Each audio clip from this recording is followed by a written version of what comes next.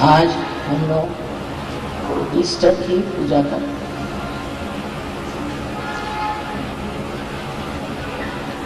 आज सजोगियों के लिए एक महत्वपूर्ण दिन है, क्योंकि ईसा मसीह ने दिखा दिया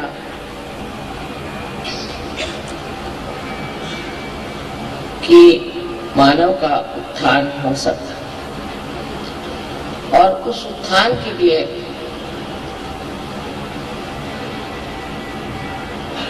हमें प्रयत्नशील रहना चाहिए।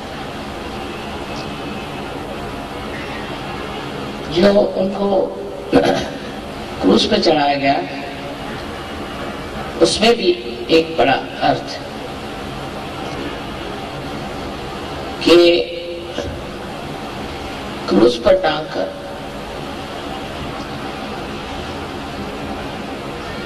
उनकी हत्या की गई और क्रूस आज्ञा चक्र पे एक स्वस्तिक का ही स्वरूप है, उसी पर टांग करके और ईसा मसीह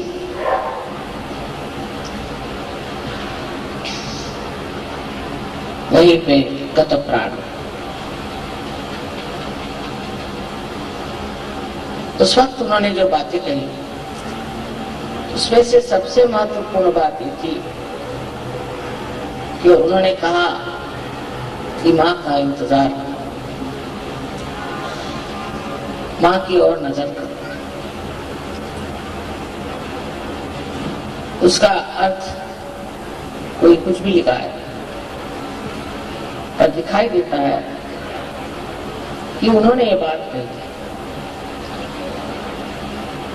कि मैं तुम्हारे लिए एक ऐसी शक्ति भेजूंगा जिसके 3 अंगों त्रिगुणात्मक और उसका वर्णन बहुत सुंदरता से किया है कि एक शक्ति होगी वो आपको आराम देगी। आराम देने वाली शक्ति हमारे अंदर जो है वो है महाकाल की शक्ति, जिससे हमें आराम मिलता है, जिससे हमारी बीमारियां ठीक होती हैं, जिससे अनेक प्रश्न जो हमारे भूतकाल के हैं वो सही हो जाते हैं। दूसरी शक्ति उन्होंने दी थी, जो भेजी उन्होंने, वो थी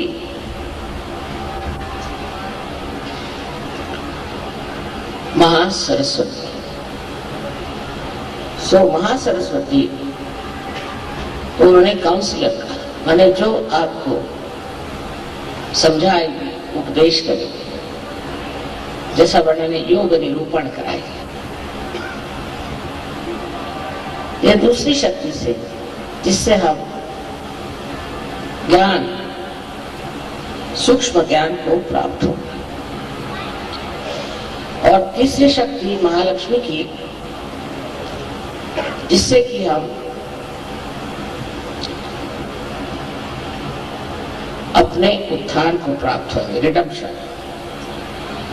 इस प्रकार 3 शक्तियों की उन्होंने बात की थी।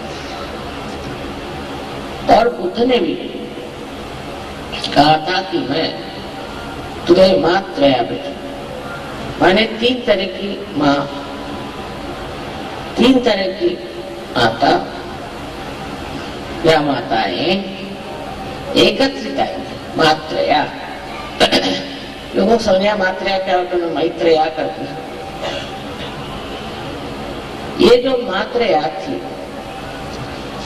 ये एक साथ आदिशक्ति नहीं हो सकती,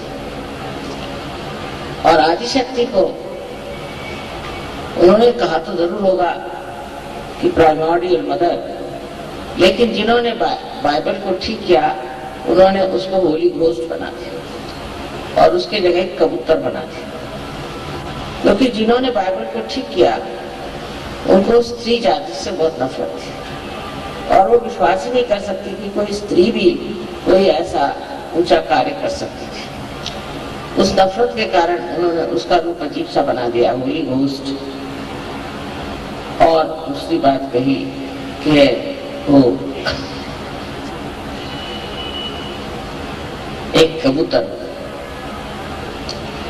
कबूतर का मतलब है कि वो एक शांति की दूत हो, लेकिन स्त्री की बात ही नहीं कि वो कोई स्त्री होगी या नारी होगी। और अपने शास्त्रों में कहा गया है कि संस्कारे महामाया, तो वो महामाया स्वरूप होंगी, लोग उन्हें पहचान नहीं पाए। पहचानने के लिए भी आपको आत्म साक्षात्कार लेना पड़ेगा।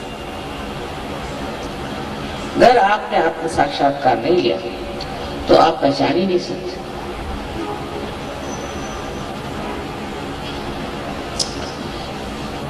अपने जीवनी में उन्होंने जितना खुलकर कह सकते कहा, न जाने उसमें से कितनी बातें इन्होंने बताई और कितनी नहीं बताई और छिपाई, तो भी कुछ कुछ सत्य उसमें प्रकटित है, उसको वो नहीं बदल सके। सहयोग के लिए ईसा मसीह का आना बहुत जरूरी था। वो स्वयं एक चिर बालक है और ये तो अब सिद्ध हो गया कि वो गणेश का अवतरण है। गणेश का अवतरण संसार में एक ही बार हुआ और वो ईसा मसीह के रूप में। इन तीनों का कार्य जिसे हम कह सकते हैं बुद्ध, महावीर और ईसा मसीह, जिस स्तर पे हुआ वो स्तर तपस्या का, और इसलिए मूर्धा में विराट के मूर्धा में इन्होंने कार्य किया और तीनों कार्य में तपस्या का वर्णन किया कि मनुष्य को तपस्या करनी चाहिए और तपस्या करके ही वो आज्ञा चक्र को भेद सकता है और बाहर जा सकता है। आज्ञा चक्र का भेद होना अत्यावश्यक था, नहीं तो उसके बगैर आपकी कुंडलिनी ऊपर उठ ही नहीं सकती थी। आज्ञा चक्र का भेद ईसा मसीह के उत्थान से, रिजरेक्शन से हुआ। पहले उनकी मृत्यु हुई और उसके बाद उनका उत्थान हुआ। सो हम लोगों के लिए एक बड़ा भारी संदेश ईस्टर में है कि ईसा मसीह के उत्थान के कारण ही हम लोगों ने इस उत्थान को प्राप्त किया। सबसे मुश्किल चक्र है इंसान में, मनुष्य में आज्ञा चक्र, क्योंकि मनुष्य हर समय सोचते रहता है, सोच सोच के उसके सर में एक मन की बुलबुले की स्थिति बन जाती है और उससे वो परे नहीं जा सकता, विचारों से परे नहीं जा सकता। जब आज्ञा का भेद होता है तभी आप विचारों से परे जाते हैं। इसलिए ये कहना चाहिए कि अगर ईसा मसीह ने अपने प्राण दे करके और आज्ञा से उत्थान न किया होता तो सहज मुश्किल हो जाता। कार्य तो सभी अवतरणों ने किया अपने अपने स्थान पे, अपनी अपनी जगह, अपने अपने समय पे, लेकिन जो कार्य ईसा मसीह के उत्थान से हुआ ये बहुत ही कमाल की चीज थी। इसीलिए आज्ञा का खोलना कोई मुश्किल चीज नहीं, आज्ञा से ऊपर उठाना कोई मुश्किल चीज नहीं। जितने गुरु हो गए, बड़े बड़े महान गुरु, उन्होंने बहुत कार्य करे, उन्होंने बहुत कुछ ऐसी बातें करी जो जिसके कारण लोगों में जागृति हुई, धर्म के और रुचि हुई और आत्म साक्षात्कार की ओर ध्यान आकर्षित हुआ। वो अपने देश में आए थे और आए क्योंकि वहां के जहाँ रहते थे वहां के लोगों की जो दृष्टि थी उसमें सूक्ष्मता नहीं थी, आध्यात्म नहीं था, इसलिए वो हिंदुस्तान में आए और कश्मीर में वो शालीमार राजा से मिले। शालीमार ने उनसे पूछा कि तुम्हारा क्या नाम है? तो उन्होंने कहा कि मेरा नाम ईसा मसीह। मसीह माने जो कोई संदेश लेकर आता है। और मैं उस देश से आ रहा हूं जहां सब म्लेच्छ रहते। म्लेच्छ माने जिनको मल की इच्छा थी। अब आप देखते हैं कि विदेशी जितना भी कार्यक्रम होता है वो मल की इच्छा करते, लोगों को पता नहीं कैसे मल ही अच्छा लगता है, एकदम पागलपन ही अच्छा लगता है। आप उनकी फिल्में देखिए तो समझ में आता है कि ये पागल है कि क्या है। हमारे देश में पहले लोगों को म्लेच्छ कहते थे, माने मल की इच्छा करने वाले म्लेच्छ। और इनको मल की इच्छा है मैं वहां कहाँ जाऊं, मेरा तो देश यही है क्योंकि मैं आध्यात्म में पढ़ा। तो शालीमार ने कहा कि आप इतने पहुंचे पुरुष हैं तो आप वापस और अपने ही देश में एक शब्द उन्होंने कहा कि निर्मल तत्वम, प्रिंसिपल ऑफ प्यूरिटी, वो लोगों को सिखा। बहुत जरूरी, अगर आपने निर्मल तत्व वहां बना दिया तो लोग जो है म्लेच्छ तरह से छुटकारा पा। वो गए वापस, सिर्फ किसी तरह से 3.5 साल रहे और फिर उनको पकड़ के क्रॉस पे चढ़ाया। वो उनको विदित था, वो जानते थे कि ये करना जरूरी है, लेकिन जिस शान से उन्होंने अपने प्राण त्याग, एक अद्भुत व्यक्तित्व था, ये जाहिर होता है। और इतने थोड़े से साल में 3.5 साल उन्होंने अपनी जीवनी में जो कार्य किए हैं वो बहुत महान है।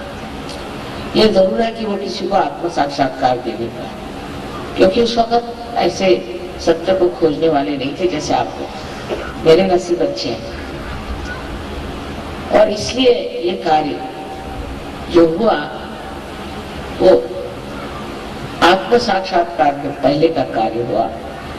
माने ये कि लोगों ने जाना कि इस मनुष्य जीवन से परे भी कोई और जीवन है।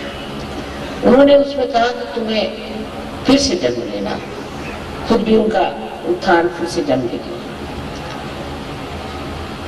और अपने यहाँ भी कहते हैं कि दूसरा जन्म जैसे एक अंडे से पक्षी निकलता है, उसी प्रकार जब होता है तभी उसे द्विज कहना चाहिए, जिसका दूसरे बार है।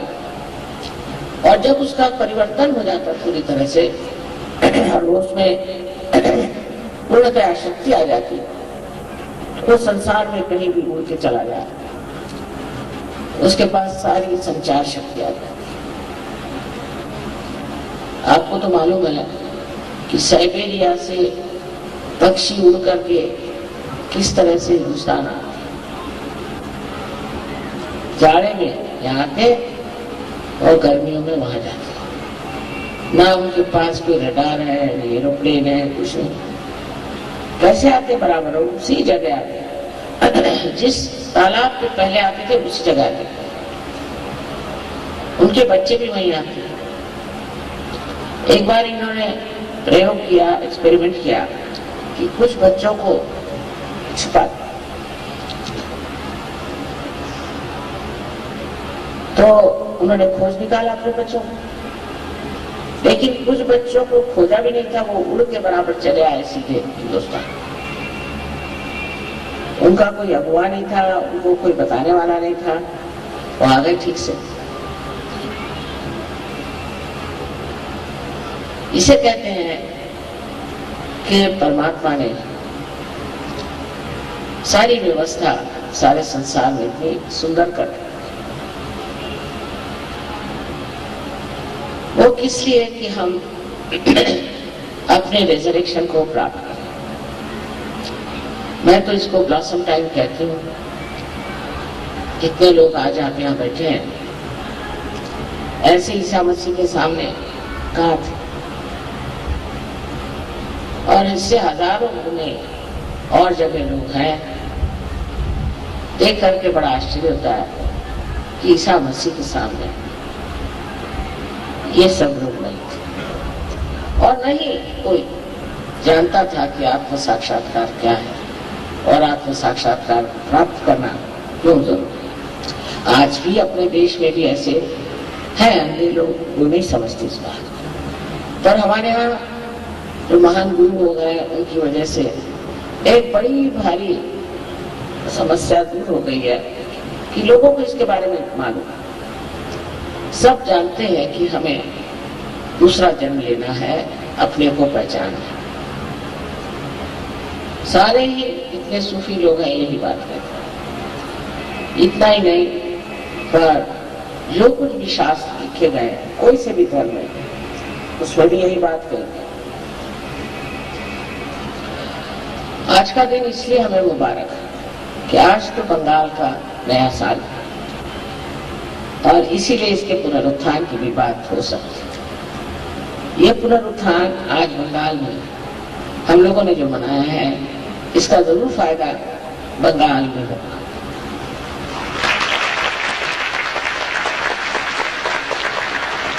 यहाँ की संस्कृति और यहाँ की कला, बंगाल देश के महान देश प्रेमी त्यागी लोग, जिन्होंने सारे देश में सबको एक बड़े ऊंचे स्तर पर पहुंचाया था, आज भी कहां से काम लेकर चले जा रहे हैं। विदेशी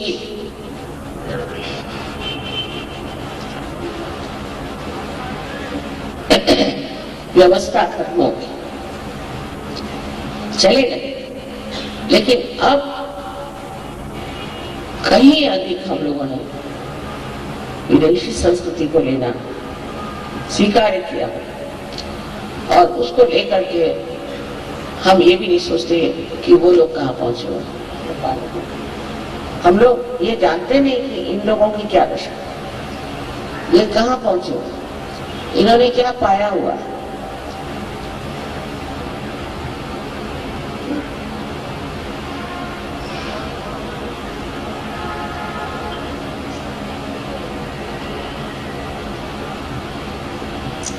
बहुत से ईसाई लोग तो ऐसा सोचते हैं कि ईसा मसीह इंग्लैंड में पैदा हुए थे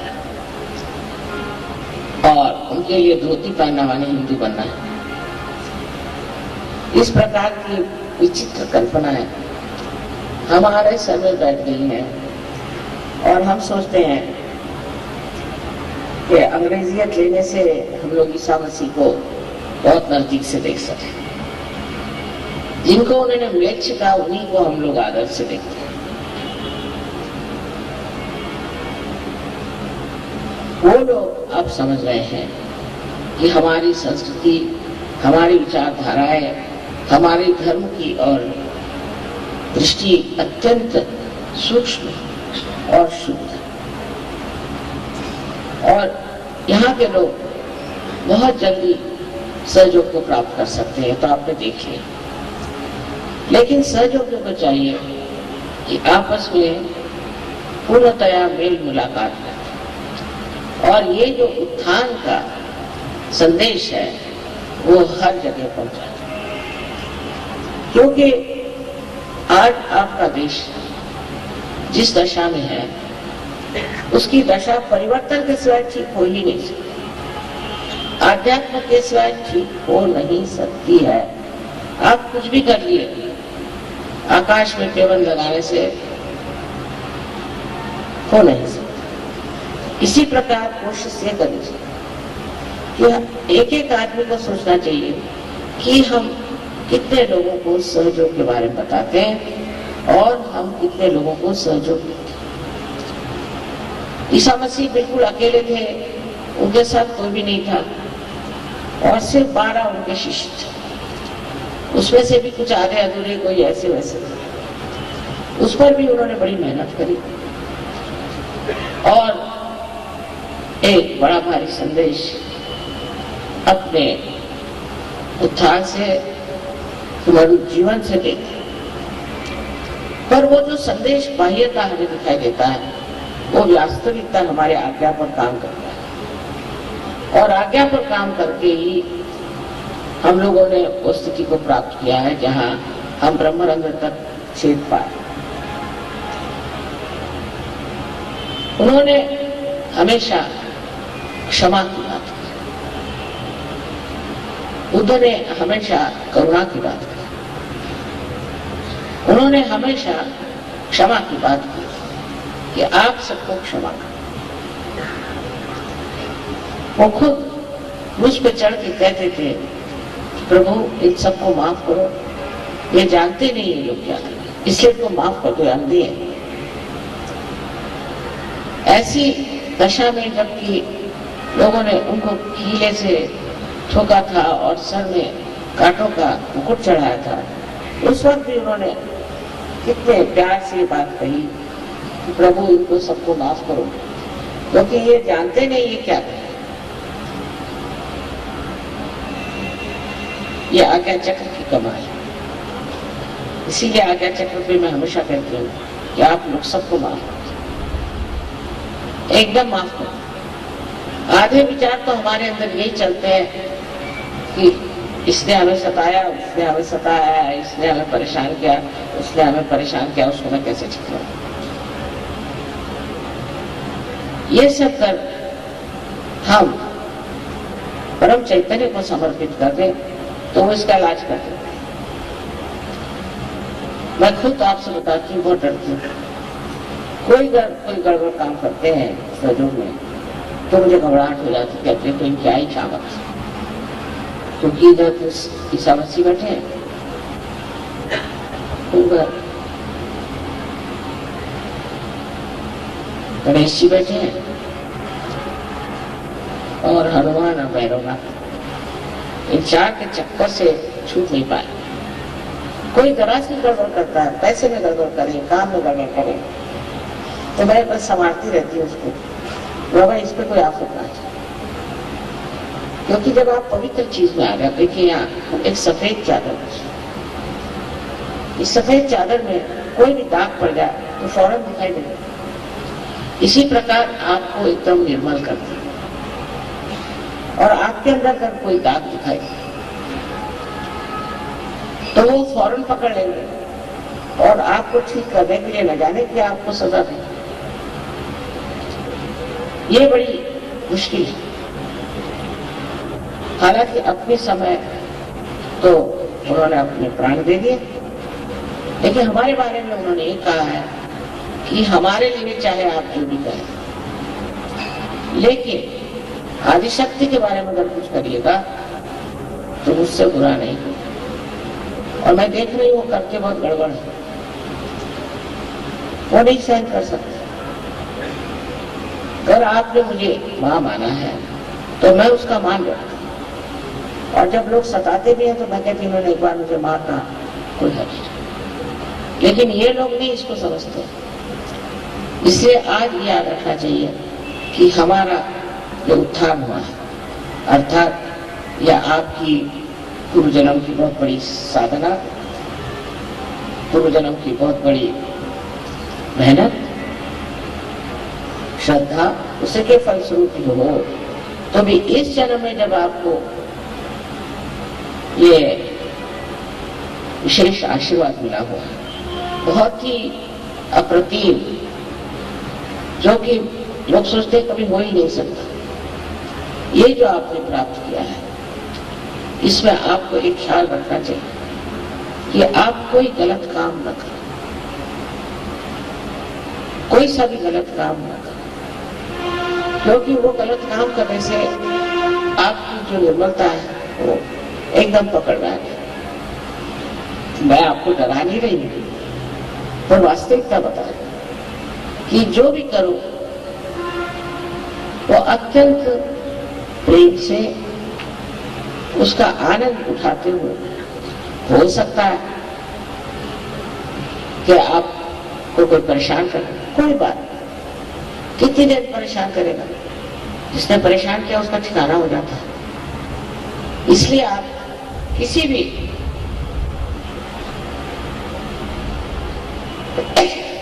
भी स्तर पे भूलना नहीं, किसी भी प्रांगण एरिया में भूलना नहीं कि आप एक सज हो।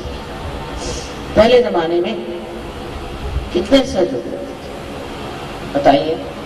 एक सूफी वहां हुआ निजामुद्दीन, तो उनकी गर्दन काटने को शाह निकला है। उन्होंने कहा कि तुम मेरे सामने अगर सर झुकाओगे नहीं, मैं तुम्हारी गर्दन काटूंगा। दूसरे दिन उसकी गर्दन काटूंगा। सोकर कोई ऐसा हो भी तो डरने की कोई बात नहीं। अगर डरना तो ये करना कि ये प्रभु इसको बचाओ, इसका पता नहीं क्या होगा, क्योंकि आप लोग परमात्मा के साम्राज्य, औरों जैसा हाल नहीं है। इसको याद रखते हुए, इसे मद्देनजर रखते हुए समझना चाहिए कि अब आप अकेले नहीं, आप पूर्णतया सुरक्षित हैं। और इस सुरक्षितता में आप क्यों परेशान हो? ईसा मसीह क्रूस पे भी जब परेशानी हुई तो ऐसा कौन आप पे बवाल आया हुआ है? बहुत से लोग आते, माँ हमें एक प्रॉब्लम है, हमें ये प्रॉब्लम है। इसका मतलब आप सहयोगी नहीं है। सीधा समीकरण ये बैठा है कि आप सहयोगी नहीं। जो सहयोगी होगा उसको कोई प्रॉब्लम होगा ही नहीं, क्योंकि आप बैठे हैं एक बड़ी ऊंची जगह और प्रॉब्लम यहाँ नीचे खेलते रहते हैं, उसको देखना मात्र है। पर अगर आप हर समय प्रॉब्लम करते रहे तो सोच लेना चाहिए कि कुछ कमी है आपकी। तो फिर ध्यान करें, धारणा करें और अपने अंदर धारणा करें कि हम सहयोगी, एक उससे हमारे अंदर जो एक शांति का भाव और एक आत्मविश्वास पूर्णतया प्रतीत होता है, वो लोग भी समझते हैं। कुछ बोलने की जरूरत नहीं, कुछ झगड़े की जरूरत नहीं, चुप्पी लगा ली। आपने चुप्पी लगा ली तो सारा परम चैतन्य जो है वो संभाल देगा और एक से एक धुरंधर बैठे हो। लेकिन अगर आप ही में दोष है तो कहेंगे इसको डुबकियां लगाओ दो चार। इस प्रकार आज हमें ईसा मसीह की एक छोटी सी टीमी थी, 33 साल की उम्र में उनकी मृत्यु। वो मरी क्या नहीं जाती, भटकते रहे, भटकते हुए हिंदुस्तान भी आए और कितना जीवन में उन्होंने कार्य किया। उनका नाम लेकर के न जाने लोगों ने क्या क्या बनाया, कितनी तरह तरह की संस्था बनाया, ये करना वो करना। झूठ है सब, गड़बड़ है, पर कितना उन्होंने कहा। उनके मुंह में भी गलत गलत चीजें रखती गई और इस तरह से लोगों ने एक झूठी संस्था भी बना दी। पर इस बाह्य धर्म में कुछ रखा हुआ नहीं। अब आप इसे देख सकते हैं। जिस हीरे को इन्होंने ढक दिया वो हीरा आपके अंदर चमक रहा है और वो आपके आज्ञा में कार्यान्वित है। आपकी क्षमा शक्ति जितनी बढ़ जाएगी उतना ही आप देखिएगा कि सहस्त्रार में चलता है। अब ईसाई लोगों का मुश्किल यह है कि वो पैदा हुए ईसाई, तो हम उनको ईसाई सोचता है या ईसा की माई सोचती, उससे आगे नहीं चल सकते, वो तार भी हो जाते थे। हिंदुओं का भी ऐसा, हिंदुओं को बस कृष्ण मालूम है, शिव मालूम है, उसी में खुले रहते। अरे भाई आप इससे परे हो गए, उठ गए, अब आप स्वयं ही पार हो गए, सूफी हो गए। तो इन सब चीजों में जो सार है उसको याद कीजिए और हर एक चीज में सत्य को खोजें। बहुत सी चीजें असत्य हैं, इन सब धर्मों में बहुत सी चीजें असत्य हैं। जैसे ईसाई धर्म में आप आपको बता सकते हैं, वही बात जूस में भी है, मुसलमानों में, कि जब आप मर जाएंगे तो आप अपने को गाड़ लीजिए, अपना शरीर गाड़ जलाइए, और जब आपका रिजरेक्शन माने पुनरुत्थान होगा तो यही जो आपका शरीर है यह बाहर निकल के आएगा और आपका पुनरुत्थान हो जाएगा। अगर आप परमात्मा के नाम पर मरे हैं और उनका आपने अपना जीवन उसके लिए आपने त्यागा। अब सोचिए 500 साल बाद क्या चीज बाहर आएगी। अगर आपको गाड़ दिया जाए, इसे पूछना चाहिए, तो 500 साल बाद क्या कुछ हड्डियां वड्डियां बाहर आएंगी तो उसका पुनरुद्धार कैसे होता है। और ये विश्वास बहुत लोग करते हैं। इसका विश्वास इतना गहरा है कि हमारे पास कुछ लोग आए थे बोस्निया से, तो मैंने कहा क्यों मरे जा रहे हो, छोड़ो, तुम तो मुसलमान हो, तुम्हें निराकार में तुम्हारा विश्वास है, तुम किस लिए इसके लिए लड़ रहे हो, जमीन के लिए, क्या मतलब। तो उन्होंने मुझे कहा कि हमारे तो शास्त्र में लिखा अगर तुम भगवान के नाम के लिए मरे तो ऐसा ऐसा होगा। पहले मैंने कहा इसमें भगवान का नाम कहाँ है, मुझे बताओ। फिर दूसरी बात ये बताओ कि तुम कर मर गए और 500 साल बाद अगर हुआ रिजरेक्शन तो अंदर से क्या निकलेगा। उल्टे कब्रों में जा जा करके सारी जमीन तुम मिलेते और उसमें भूत बनते रहते। उस मामले में मैं कहती हूँ कि अपने शास्त्र कि मरने के बाद आत्मा जो है वो निकल जाता है और जो जीवात्मा है वो फिर से जन्म लेता है। वो तो ठीक बात है, क्योंकि जीवात्मा मरता है, लेकिन शरीर 500 साल बाद उसका पुनरुत्थान होगा, ऐसी बात का विश्वास करना महामूर्खता है। और कभी कभी मैं सोचती हूँ कि इतने महामूर्खता को लेकर के ये लोग आपस में लड़ रहे हैं। आज इसराइल में मारामारी हो गई तो कल और जगह हो गई, हर जगह एक आसक्त मची हुई है धर्म को लेकर। जहां जाओ वहां धर्म से झगड़ा ही हो रहा है। मैंने कल भी बताया था कि कोई सा भी धर्म अलग अलग, सब एक से एक जुटे हुए हैं। और ये तो खुद ही दिखाई देता है कि सभी लोगों ने इनसे पहले भी लोगों का वर्णन किया। फिर ये झगड़ा क्यों, ये लड़ाई क्यों? इसलिए कि कुछ लोग हैं वो अपने को कहते हैं हमारी मक्तेदारी, हम धर्म मार्तंड, और जो कह गए उसके उल्टा। अब आप सोचिए कि ईसा मसीह ने एक बहुत बड़ी बात कही कि मैं तो ये कहूंगा कि तुम्हारी आंखों में निष्पापता है। जैसे कि अंग्रेजी में उल्टी बात हमेशा कहते हैं, तो thou shalt not have adulterous eyes। कितनी सूक्ष्म बात है, thou shalt not have adulterous eyes।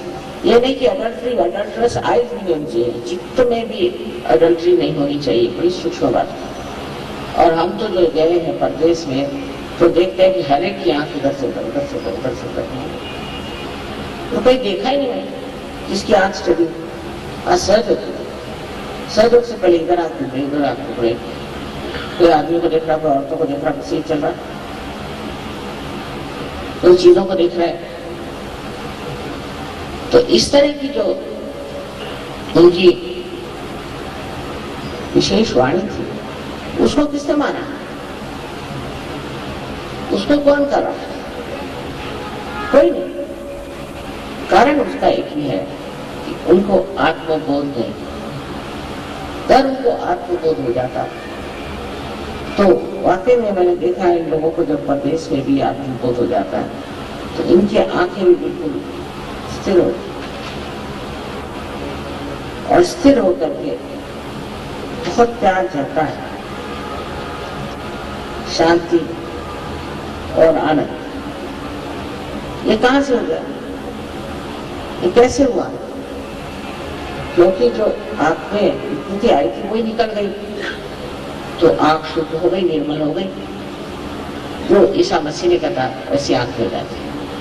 तो उन्होंने जो कहा था वो कहने से थोड़ी हो सकता था। और प्रदेश में तो ये बीमारी जरूरत से ज्यादा है। तब हम लोगों को क्या समझ में आता है कि जो कुछ उन्होंने कहा वो हम करने का। हर एक धर्म में ऐसा, कोई सा भी ऐसा धर्म नहीं है जिसमें लोग कहते कुछ है और करते कुछ। कारण वो समर्थ नहीं, माने जो है उसका अर्थ नहीं है सम अर्थ। कोई कहेगा मैं सिख हूं लेकिन शराब पिएगा, कोई कहेगा मैं ईसाई हूं उसकी आंखों में गंदगी भरी रहेगी, कोई कहेगा कि मैं जैन हूं और वो कपड़े की दुकान बनाएगा, कोई कुछ। जो नहीं करना वही करेगा। इसका कारण ये है कि हमारे अंदर अभी वो धर्म उतरा नहीं और जागरूक नहीं हुआ, और सहज रूप से ये जागरूक होता है। ये होने के बाद, अपार होने के बाद, आत्म साक्षात्कार होने के बाद, अगर आप उसका मान नहीं रखेंगे और उसमें आप अपनी प्रगति नहीं करेंगे तो आपको न जाने क्या क्या तकलीफें हो सकती है। और इससे पहले जो तकलीफें होती है वो आपको महसूस नहीं होगी, आप बहुत होगी, क्योंकि अब आप संवेदनशील हो गए, सेंसिटिव हो गए। इसलिए समझ लेना चाहिए कि हमने जो इतनी बड़ी चीज पाई है उससे हम अलंकृत हो गए, उससे हम सज गए। अब हमें अपने वैभव में और अपने गौरव में उठना चाहिए। जैसे ईसा मसीह जब कब्र से उठे थे तो और भी खिल गया था उनका चेहरा, उनकी बातें और भी सुंदर हो, और भी खुल के वो बातें। इसी प्रकार हमारे लिए एक वो बहुत बड़े